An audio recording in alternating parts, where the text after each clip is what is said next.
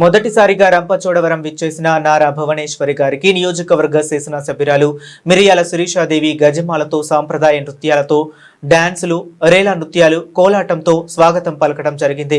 Rampachodavaram YTC centre నందు ఏర్పాటు చేసిన ఉచిత మెగా వైద్య శిబిరంకు అనూహ్య స్పందన లభించినది. పెద్ద ఎత్తున తరలి వచ్చిన గిరిజన గ్రామ ప్రజలు ఎన్టీఆర్ మెమోరియల్ ట్రస్ట్ ఆధ్వర్యంలో గిరిజన ప్రాంత ప్రజల కోసం ఉచిత వైద్య శిబిరం new triple GSL hospitals, GSR hospital సహకారంతో జరుగుతుంది. నారా భువనేశ్వరికి నియోజకవర్గంలోని మహిళలు, నాయకులు, టీడీపీ కార్యకర్తలు పెద్ద ఎత్తున పూలతో స్వాగతం పలికారు.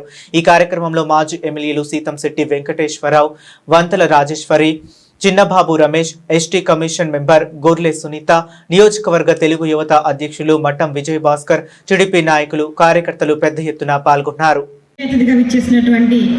నారా భువనేశ్వరి అమ్మగారికి నా యొక్క ప్రత్యేకమైన నమస్కారాలమ్మ. అదేవిధంగా ఎన్టీఆర్ ట్రస్ట్ ఆర్గనైజింగ్ వాళ్ళందరికీ కూడా నా యొక్క ప్రత్యేక ధన్యవాదాలు.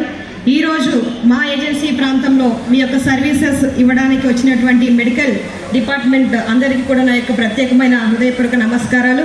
అదేవిధంగా పెద్దలందరికీ కూడా ప్రత్యేకమైన నమస్కారాలు. కూడి వచ్చిన నియోజకవర్గ ప్రజలందరికీ కూడా ప్రత్యేకమైన ధన్యవాదాలు తెలియజేస్తూ ఉన్నాను. ఈరోజు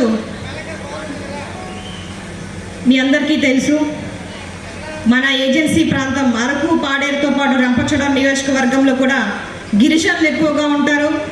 సీఎం గారికి కూడా చెప్పడం జరిగింది. మన సీఎం గారు అయితే చాలా చూసుకొని వస్తానని చెప్పడం జరిగింది.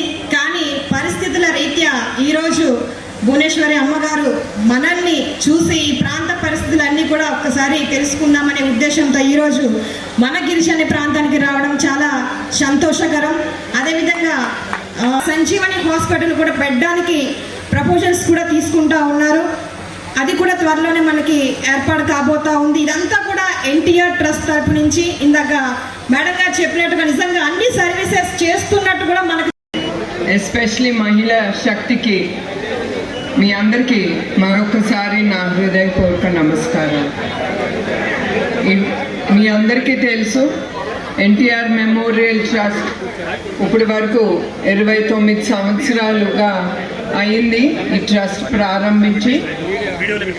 మన అన్న చంద్రబాబు నాయుడు గారు ఈ ట్రస్ట్ ఎట్లా రామారావు గారు నమ్మారో, నందమూరి తారక రామారావు గారు మానవ సేవే ప్రజల కోసం వాళ్ళకి అన్ని అందుబాటులో ఉండాలని ఆయన చాలా సేవా కార్యక్రమాలు ఆయన ప్రారంభించారు.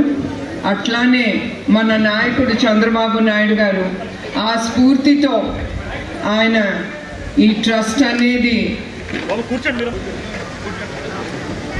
ఎట్లా చంద్రబాబు నాయుడు గారు ఆయన అనుకున్నారో ప్రజలకి ఆ ట్రస్ట్ ద్వారా ఆయన ఏమనుకున్నారు, ఏది అవసరమో, ఎప్పుడు ఏది అవసరం ఉన్నప్పుడు మా ఎన్టీఆర్ మెమోరియల్ ట్రస్ట్ ఎప్పుడు ప్రజలకి సేవా కార్యక్రమాల్లో మేము ఈ మెడికల్ హెల్త్ క్యాంప్ కానీ, చదువు కానీ, మహిళా శక్తికి వాళ్ళకి ఏది చేస్తే అవన్నీ ఆలోచించి